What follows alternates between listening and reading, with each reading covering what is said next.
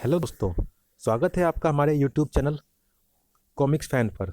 चलिए दोस्तों शुरू करते हैं नरक नाशक नागराज की दूसरी कॉमिक्स नरक नियति का दूसरा भाग। उसकी मासूम विनती न ठुकरा सका वो नाग। नरक नाशक, तुम्हारी मित्र तुम्हें पुकार रही है, तुम्हारी मित्र तुम्हें पुकार रही है। ओहो नियति, नियति क्यों ढूंढ रही है मुझे? मम्मी देखो नरक नाशक। तुम ठीक तो हो नियति? मैं बिल्कुल ठीक हूँ। वो तुम तक पहुँचने का कोई और तरीका नहीं सूझा तो इस सांप के थ्रू मैसेज भेजकर बुला लिया। थैंक्स मित्र। वेलकम नरक नाशक।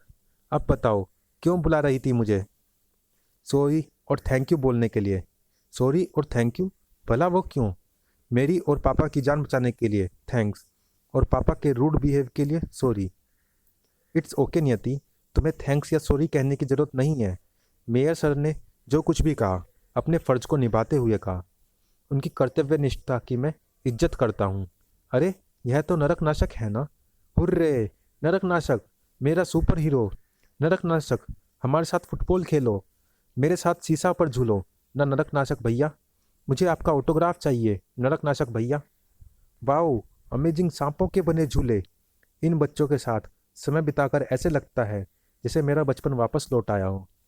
बचपन से ही मेरे अलग रंग रूप के कारण मुझे कोई अपना दोस्त नहीं बनाता था। पार्कों में खेलना और झूले झूलना क्या होता है, दोस्त क्या होते हैं, ये मैंने कभी जाना ही नहीं। आई होप कि अब से तुम मुझे अपना दोस्त समझोगे। मेरे ख्याल से मुझे अब जाना चाहिए, यहाँ भीड़ कुछ ज़्यादा ही बढ़ रही है। बाय नरक नाशक भैया, वी लव यू। नरक नाशक और नियति के बीच एक मासूम मित्रता पनप चुकी थी, और यह मित्रता की कोपल आने वाले समय में विनाश का वृक्ष बनने वाली थी। ये रिश्ते भी बहुत अजीब चीज होते हैं साथियों। कुछ सालों साथ रहने पर भी मजबूत नहीं होते, और कुछ चंद पलों में ही अटूट बन जाते हैं। नियति और नरक नशक का रिश्ता ऐसा ही था। मेरे अलावा नियति दुनिया में एकलौती ऐसी इंसान थी जिसे रात से उसके अलग रंग रूप से भय, घृणा या अनोखेपन का एहसास नहीं था। राज उसके लिए दुनिया में उसका सबसे अच्छा दोस्त था। वर्तमान समय तेरा और मेरा अस्तित्व इस कदर एक दूसरे से जुड़ा है कि तू दुनिया के किसी भी कोने में जा छुपे, मेरी सिर सर्प इंद्रिया तुझे ढूंढ ही निकालेगी नागराज। हा हा हा, आखिर मैंने तुझे ढूंढ ही निकाला। बस एक बार नाग व्यू का पता चल जाए, फिर तेरे कलेजे के लहू से विषपान करूंगा मैं यहाँ पहले भी आ चुका हूँ। यह तो नागमणि द्वीप है। हम यहाँ क्या करने आए हैं? सब्र रखो नागराज, तुम्हें तुम्हारे सभी प्रश्नों के उत्तर मिल जाएंगे, यदि तुम खुद को जीवित रख सको तो। धोखा, तुम मुझे फंसाने के लिए यहाँ लाई है नागिन। वो तुझे हमारे आदेश पर यहाँ लाई है नागराज। काल योद्धा कालदूत के आदेश पर तुझे नागमणि द्वीप की निर्जन धरती पर लाया गया है। कालदूत, ताकि तेरे विषैले लहू से नागमणि द्वीप की निर्जन धरती सींची जा सके। सर्राट शक, अकारण अपने से बड़ों पर हाथ नहीं उठाता मैं। आपके मस्तक पर विद्यमान तेज आपके एक पुण्यात्मा होने की पुष्टि कर रहा है। मुझ पर वार करने का अपना उद्देश्य बताइए। तुम्हारा कोतूल शांत करने की कोई बाध्यता नहीं है हमारी। फिर भी इतना समझ ले कि यह तेरे अस्तित्व परीक्षण की लड़ाई है। यदि तू जीता तो जीवन, और यदि हारा तो मृत्यु को प्राप्त होगा। पर साथ ही यह भी जान ले कि आज तक काल योद्धा कालदूत अपना कोई भी युद्ध नहीं हारा है। बिना पराजित हुए कोई योद्धा महान नहीं बनता मान्यवर। पराजय ही योद्धा को जय का महत्व समझाती है। आज आपका परिचय पराजय से भली भांति कराएगा नागराज। धड़ाम, हुम्फ, उद्दंडित बल से परिपूर्ण है तू। यह विश्वफुंकार आपके आवेश को शांत कर देगी। देव विष भी बह रहा है तेरी रगों में, परंतु मात्र देव शक्ति और शारीरिक बल ही तुझे कालदूत पर विजय दिलाने के लिए पर्याप्त नहीं है। उफ, भड़ाक, काल योद्धा है हम। काल को भी हमारे सम्मुख शीश झुकाना पड़ता है। विश्या, महाविश्या और परम विश्या की सम्मिलित शक्ति अपराजयी है। काल सर्पी की जकड़ से तेरा शरीर नहीं अपितु तेरी आत्मा ही स्वतंत्र हो सकती है। अभेद हिमालय को भी भेदने की शक्ति रखने वाला चीर चला आज तेरा हृदय भेदेगा, और तेरे शव को नागमणि द्वीप की धरती के गर्भ में दसा देगा यह काल त्रिशूल। समय की रफ्तार में उस मृत्युंजयी बालक को लाए हुए 14 वर्ष कब बीत गए यह पता भी नहीं चला मुझे। नागमणि, मेरी आवाज़ सुनो, चले आओ, मेरे पास आओ। यानी पुराना वचन निभाने का वक्त आ चुका था। वचन जो मैंने 14 वर्ष पूर्व उस रहस्यमयी स्थान पर मरते हुए इच्छाधारी नाग पुरोहित को दिया था। नगात्रे, अपने वादे के अनुरूप तुमने मृत्युंजयी बालक का सही पालन पोषण किया है नागमणि। अब समय आ गया है कि मृत्युंजयी बालक उस वस्तु को प्राप्त करे जिस पर उसका अधिकार है, यानी नागरत्न। कल मृत्युंजयी बालक 15 वर्ष का हो जाएगा। सितारों की गति और दिशा बिल्कुल उपयुक्त है। कल तुम्हें उसे यहीं इसी नाग मंदिर में भेजना है। यहाँ से उसका आगे का सफ़र आरंभ होगा, पृथ्वी पर मौजूद समस्त नागों का राजा बनने का सफ़र। जिस स्थान से तुमने नाग मंदिर की तलाश आरंभ की थी, उसी स्थान से उसे भी अपनी तलाश आरंभ करनी होगी। उसका भाग्य स्वयं उसका मार्गदर्शन करेगा। ठीक है, यदि नागरत्न राज को दुनिया के सभी नागों का राजा बना सकता है तो राज नागरत्न अवश्य तलाश करेगा। हुम्फ, यह तो सपना था। राज के नागरत्न हासिल करने का अर्थ था दुनिया भर के नाग राज के हुक्म के गुलाम और राज मेरे हुक्म का गुलाम। राज, अरे कमरा खाली है। पर क्या राज अब वाकई मेरे हुक्म का गुलाम रह गया था? मुझे पता है कि नरकनाशक कहाँ होगा। राज को नरकनाशक बनाने के लिए मैंने अपने जीवन के बहुमूल्य 15 वर्ष कुर्बान किए थे, और पिछले चंद दिनों में ही मुझे वो अपने हाथों से फिसलता प्रतीत हो रहा था।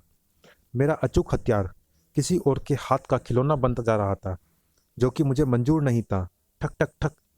मैं उस लड़की के प्रति राज के किशोर हृदय में जन्म लेती भावनाओं से अवगत था, परंतु भावनाएं ऐसी जंग होती है जो बड़े से बड़े अचूक हथियार को भी ध्वस्त कर सकती है।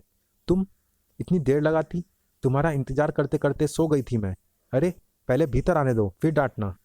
मैं चिंतित था क्योंकि यह जंग तेजी से मेरे हथियार को अपनी गिरफ्त में ले रहा था, परंतु किशोर हृदय से उत्पन्न भावनाएं मुखालफत पर बगावत का रूप ले सकती है। पूरे शहर की सुरक्षा से निश्चिंत होकर ही यहाँ आया हूँ। नहीं, मैं खुलकर नरकनाशक और नियति के बीच पनपती भावनाओं का विरोध नहीं कर सकता था। बहानेबाजी मत करो। तुम्हारे आने के बाद से तो वैसे भी शहर में गुंडे बदमाश घर से नहीं निकलते। ओके बाबा, सॉरी। अच्छा, तुम्हारे लिए एक सरप्राइज है। अपनी आंखें बंद करो। क्या सरप्राइज है? बता दिया तो सरप्राइज क्या? आंखें बंद रखना, नो चीटिंग। अपने हथियार को अपने खिलाफ करने का रिस्क नहीं उठा सकता था मैं। इन भावनाओं को ख़त्म करने का एक ही तरीका था, भावनाओं के कारक को ही ख़त्म कर दिया जाए। मुझे शीघ्र ही नियति को नरकनाशक से दूर करने की राह निकालनी थी। हैप्पी बर्थडे नियति। Oh my God, it's beautiful.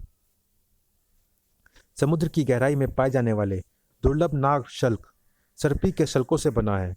यह तुम्हारे जन्मदिन पर हमारी दोस्ती का प्रतीक। कहते हैं शल्क सर्पी के इस शल्क में अद्भुत शक्तियाँ होती हैं। अद्भुत शक्तियों का तो पता नहीं, पर तुमने दिया है, यही बात इसे सबसे अद्भुत बनाती है। किस्मत ने तो जैसे उन्हें एक दूसरे के लिए ही बनाया था, तभी तो दोनों के जन्मदिन की तारीख भी एक ही थी। वैसे मेरे पास भी तुम्हारे लिए एक सरप्राइज है। तुम्हारे गिफ्ट जितना स्पेशल तो नहीं, पर मुझे लगता है तुम पर खूब जचेगा। यह तो ड्रेस है। ड्रेस नहीं, डफर, कॉस्ट्यूम है। मैंने खुद तुम्हारे लिए डिज़ाइन किया है। तो थैंक्स नियति, पर मैं अपने मौजूदा कॉस्ट्यूम से खुश हूँ। कपड़े मुझे असहज करते हैं। अब नखरे करना बंद करो। अच्छा लगता है क्या अंडरवेयर में क्राइम फाइटिंग करना? Now go and try this costume. पहनता हूँ बाबा, डांट क्यों रही हो? वो पोशाक नरकनाशक के नागराज बनने का पहला चरण थी। उसके नागराज बनने और अपने पिता यानी मेरा सबसे बड़ा शत्रु बनने का पहला चरण। यह कॉस्ट्यूम तो जच रही है मुझ पर, और कंफर्टेबल भी है। क्राइम फाइटिंग के लिए बिल्कुल perfect. You are looking fab. ऐसा अल्टीमेट सुपर हीरो दूसरा कोई हो ही नहीं सकता। तुमने तो आज मुझे मेरे वजूद को पहचान दे दी। जिसका वजूद खुद इंसानियत की पहचान हो, उसे भला मैं क्या पहचान दूंगी। बस नरकनाशक को एक नया आयाम देने की कोशिश की है मैंने। अब मुझे जाना होगा। पापा मेरा इंतज़ार कर रहे होंगे। और मेरी बर्थडे ट्रीट का क्या होगा? कल ट्रीट पक्की, प्रॉमिस। हाँ हाँ हाँ, मुझे पता है सुपर हीरो प्रॉमिस नहीं तोड़ते। बाय। नरकनाशक की किस्मत में अपनी कलम से लिखने का आदी था। उसके जीवन में जो चीज़ मुझे स्वीकार नहीं, उसे मिटाने का अधिकार भी मेरा ही था। हैप्पी बर्थडे बेटा। पापा, आप, वो मैं नियति से मिलने गए थे। हर साल तुम्हें सबसे पहले बर्थडे विश करने की आदत रही है बेटा, पर अब लगता है यह आदत छोड़नी होगी। आपका आशीर्वाद ही तो मेरी सबसे बड़ी ताकत है पापा, इसे कभी मुझसे दूर नहीं करिएगा। मेरा आशीर्वाद तो हमेशा तेरे साथ ही है। वैसे लगता है अब किसी और का स्नेह भी तेरे साथ जुड़ गया है। वैसे पोशाक अच्छी है। वो पापा, नियति ने यह कॉस्ट्यूम मेरे लिए डिज़ाइन की है। फब रही है यह पोशाक तुझ पर। अपने क्रोध को संभालना मेरे लिए मुश्किल हो रहा था। वैसे तो जन्मदिन पर उपहार देने का रिवाज है, पर आज मुझे तुझसे एक उपहार चाहिए। आदेश दीजिए पापा। मैंने उसे नागरत्न के विषय में यही बताया कि वो अद्भुत रत्न उसकी शक्तियों को बहुगुणित कर सकता है। अपराध के विरुद्ध तुम्हारे युद्ध में शक्ति विस्तार अत्यंत महत्वपूर्ण है राज बेटे। पर मैं उस नागरत्न तक पहुंचूंगा कैसे? तुम्हें अंडमान के उस द्वीप तक पहुंचकर अपनी समुद्री यात्रा आरंभ करनी होगी। राज, आगे के दिशा निर्देश तुम्हें स्वयं ही ज्ञात हो जाएंगे। मैं फौरन ही अंडमान के लिए निकलता हूँ पापा। नियति से किया अपना वादा निभाने कल रात लौटना है मुझे। समय वाकई कम है मेरे पास। नरकनाशक नागरत्न की खोज में निकल पड़ा, परंतु हम दोनों ही इस बात से अनजान थे कि यह खोज अपेक्षा से अधिक दुर्गम होने वाली है, क्योंकि जल्द ही इस खोज में कई और किरदार भी शामिल होने वाले थे। हाँ, कौन सी जगह है यह? बोल बम। शंकर शहनशाह की कुटिया में तुम्हारा स्वागत है बिग ब्लैक बुलडॉग। एसएस उर्फ शंकर शहनशाह। तुम्हारे कुत्तों ने तो तुम्हारी बोटियां नोच डाली थी बुलडॉग, पर अभी तुम्हारी मृत्यु का वक्त नहीं आया था। इसलिए हमने अपने शिष्यों को भेजकर तुम्हें वहां से निकाला और तुम्हारा उपचार किया। बुलडॉग तुम्हारा ऋणी है स्वामी शंकर शहनशाह। हा हा हा, साधु कभी किसी को ऋण नहीं देता बुलडॉग। उद्धार रखने की फितरत बुलडॉग की भी नहीं है स्वामी। मौका मिलते ही हिसाब बराबर कर देगा बुलडॉग। मौका तो तेरे सामने है बुलडॉग, ऐसा मौका जिससे तू मेरा एहसान भी उतार सकता है और हम दोनों के चिर शत्रु नरकनाशक का नाश भी कर सकता है। मैं समझा नहीं? बोल बम। समझाता हूँ, सब समझाता हूँ। शंकर शहनशाह ने बुलडॉग से क्या कहा यह मैं आप लोगों को अभी नहीं बताऊंगा। आने वाले घटनाक्रम में आप स्वयं ही यह बात जान जाएंगे साथियों। हाँ, सिर्फ इतना बता देता हूँ कि शंकर शहनशाह नरकनाशक और मेरे खिलाफ एक बहुत ही खतरनाक चक्रव्यूह रचने की शुरुआत कर चुका था। अब एक तीर से 3 शिकार करेगा शंकर शहनशाह। नागमणि की भयंकर मौत के साथ साथ नरकनाशक और नाग शक्तियों का स्वामी बनेगा शंकर शहनशाह। बोल बम। वर्तमान समय यह कौन सी नाग शक्ति है जो नागराज को मौत की कगार पर पहुंचा रही है? वैसे तो यह नाग शक्ति नागराज को मारकर हमारा ही काम कर रही है, पर मैंने नागराज को अपने हाथों से मारने का प्रण लिया है। दूसरे, अगर नागराज मारा गया तो नागव्यूह तक पहुंचने का एकमात्र मार्ग बंद हो जाएगा। समझ नहीं आ रहा कि क्या करूं, नागराज को बचाऊं या चुपचाप तमाशा देखूं। अभी पापा से भी संपर्क नहीं साध सकता। यानी आपके आदेश पर नरकनाशक नागरत्न प्राप्त करने निकल पड़ा। क्या यह वही नागरत्न है जिससे नागराज ने कुछ समय पूर्व तूतनखामन और विशंदर को परास्त किया है?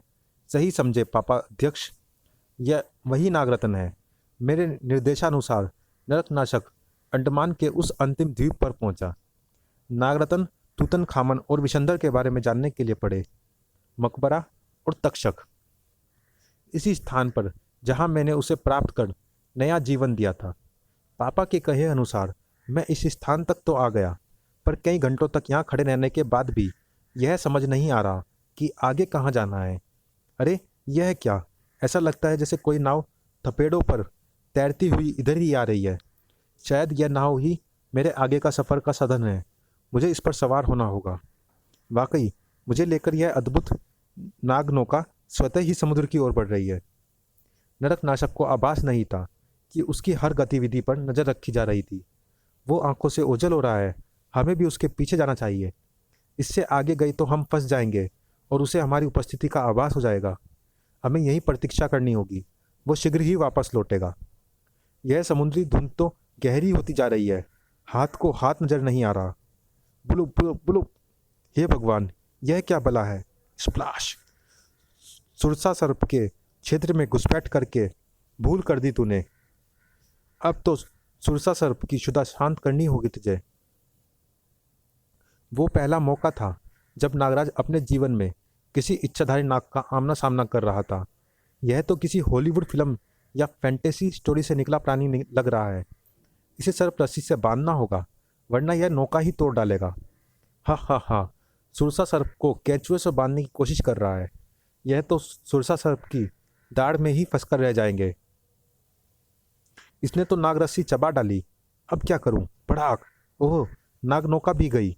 मूर्ख बालक, तू समझता है कि समुद्र में कूदकर खुद को बचा लेगा? यह समुद्र भी सुरसा सर्प के आदेश के गुलाम है। यह क्या जादू है? समुद्र की लहरें सर्प रूप लेकर मुझे जकड़ रही है और सुरसा सर्प के विशाल मुंह की ओर धकेल रही है। हा हा हा। मैंने कहा था ना, यह समुद्र भी मेरे हुक्म का गुलाम है।